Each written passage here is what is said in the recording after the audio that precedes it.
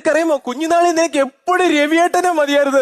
നിനക്ക് ഓർമ്മയുണ്ടോ പണ്ട് നമ്മൾ അരിയും കറിയും വെച്ച് കളിച്ച ഓർമ്മയുണ്ടോ? ഇല്ല. പുഴയിൽ പോയി നീന്തി കുളിച്ച ഓർമ്മയുണ്ടോ? ഇല്ല. വീട് പണിഞ്ഞ ഓർമ്മയുണ്ടോ? ഇല്ല.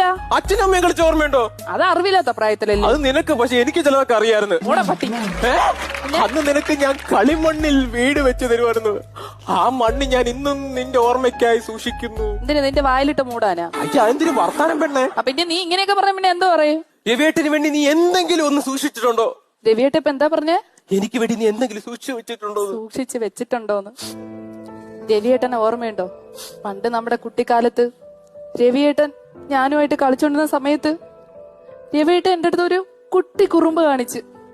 അപ്പൊ ഞാനും തിരിച്ചൊരു കുട്ടി കുറുമ്പ് കാണിച്ച് ഒരു കുട്ടി കല്ലെടുത്ത് രവിയേട്ടന്റെ ഈ മണ്ടയിലോട്ട് ഞാൻ ഒന്ന് എടുത്ത് എറിഞ്ഞു. ഓർമ്മയുണ്ടോ? കുട്ടിക്കല്ലല്ല, ഹോളോ ബ്രിക്സ്. ഓർമ്മയുണ്ടോ? പിന്നെ മണ്ടമുളക്കെ അടിച്ചിട്ട് അവള് ചോദിക്കണോ ഓർമ്മയുണ്ടോ? നിനക്കറിയാം